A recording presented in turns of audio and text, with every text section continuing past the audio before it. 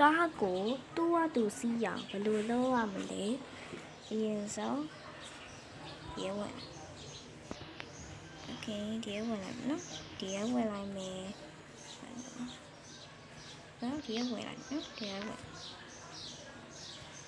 ဝင်လိုက်ပါလေကဲဝင်လိုက်ပါလေခါရှိလို့โอเคဒါအရင်တော့ဟာကြီးအဲ့ဒါတည်းတော့လည်းမယ်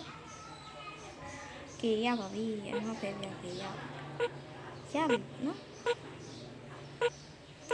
ကဲရပါပြီအရင်ဆုံးလိုက်နော်ဒီမှာခုရနန်းကြကြီးဆိုတဲ့ဟာကိုလိုက်မယ်အခုချက်ရအောင်ပြောင်းလိုက်တော့အဲ့ဒါလေးဝင်လိုက်နော်ဝင်လိုက်ပြီဆိုရင်ဟိုဘက်သွားရေနောင်ပေါ်တော့နောင်ဆိုရင်သွားမယ်က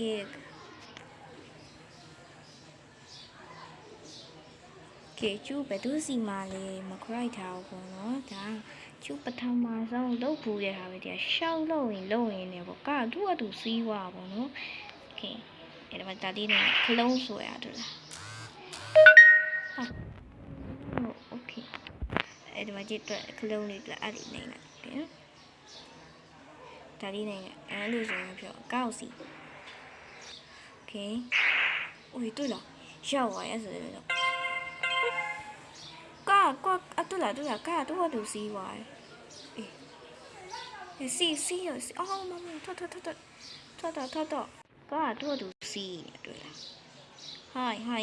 明啦吧嘎都我都是呢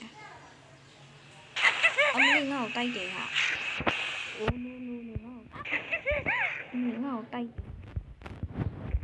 ဘုကောက်တာစီနော်ခလုံးပြန်ထုတ်